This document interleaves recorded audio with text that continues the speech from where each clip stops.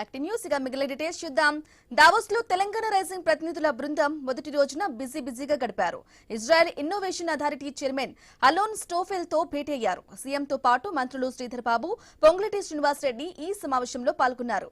వ్యవసాయం, వాతావరణ మార్పులకు సంబంధించిన ఇన్నోవేషన్ స్టార్టప్లకు సహకారాలపై విస్తృతంగా చర్చించారు.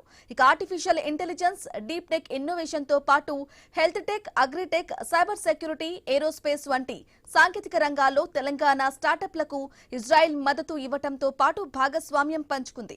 ఇక భారత ఫ్యూచర్ సిటీని ప్రపంచ స్థాయి నగరంగా అభివృద్ధి చేసేందుకు తెలంగాణతో కలిసి పనిచేయడానికి యుఏఈ ప్రభుత్వం సిద్ధంగా ఉందని యుఏఈ ఆర్థిక పర్యాటక శాఖ మంత్రి హెచ్ఈ అబ్దుల్లా బిన్ తౌక్ అల్ మరీ తెలిపారు.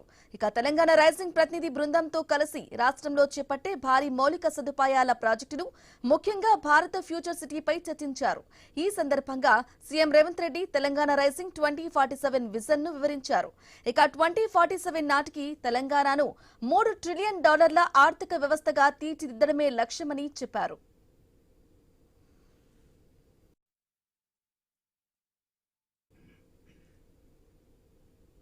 ఇక సౌదీ అరేబియాకు చెందిన ప్రముఖ పారిశ్రామిక సంస్థ ఎక్స్పర్జర్ స్కిల్ యూనివర్సిటీతో భాగస్వామ్యం అయ్యేందుకు ఆసక్తి వ్యక్తం చూపింది. సంస్థ ప్రెసిడెంట్ సీఈఓ మొహమ్మద్ ఆసిఫ్ తో రేవంత్ రెడ్డి నేతృత్వంలోని తెలంగాణ రైజింగ్ ప్రతినిధి బృందంతో భేటయ్యారు. విద్యా వ్యవస్థకు, ఉద్యోగ అవకాశాలకు మధ్య ఉన్న అంతరాన్ని తగ్గించాలనే లక్ష్యంతో యంగ్ ఇండియా స్కిల్ యూనివర్సిటీని ఏర్పాటు చేశామని సీఎం రేవంత్ రెడ్డి తెలిపారు. పరిశ్రమల అవసరాలకు అనుగుణంగా పాఠ్యాంశాలు, ప్రాక్టికల్ శిక్షణ అందించడమే స్కిల్ యూనివర్సిటీ ప్రధాన ఉద్దేశమన్నారు.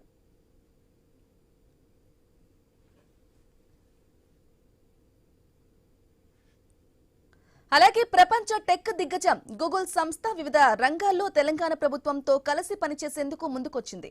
వ్యవసాయం, వాతావరణ మార్పు, పట్టణ కాలుష్య సమస్యల పరిష్కారంలో తెలంగాణ ప్రభుత్వంతో భాగస్వామ్యం పంచుకుంటామని తెలిపింది. ట్రాఫిక్ నియంత్రణ, సైబర్ సెక్యూరిటీ, వ్యవసాయం, స్టార్టప్లలో భాగస్వామ్యం పంచుకునేందుకు సంసిద్ధత వ్యక్తం చేసింది. ఇక దావోస్ వరల్డ్ ఎకనామిక్ ఫోరంలో CM Revanth Reddy Google Asia Pacific area president Sanjay గుప్తాతో సమావేశమయ్యారు. ప్రధానంగా వాతావరణంలో పెను మార్పులు, వ్యవసాయంపై దాని ప్రభావం, పట్టణ ప్రాంతాల్లో పెరుగుతున్న కాలుష్యం వంటి సమస్యల పరిష్కారాలపై సమగ్రంగా చర్చలు జరిపారు.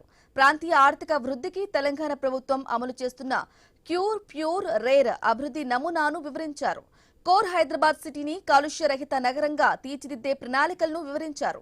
ఇక traffic control, cyber security, startup ఇన్నోవేషన్లకు మరింత మద్దతు వంటి రంగాల్లో పరస్పర సహకారానికి ఉన్న అవకాశాలను ముఖ్యమంత్రి ప్రస్తావించారు.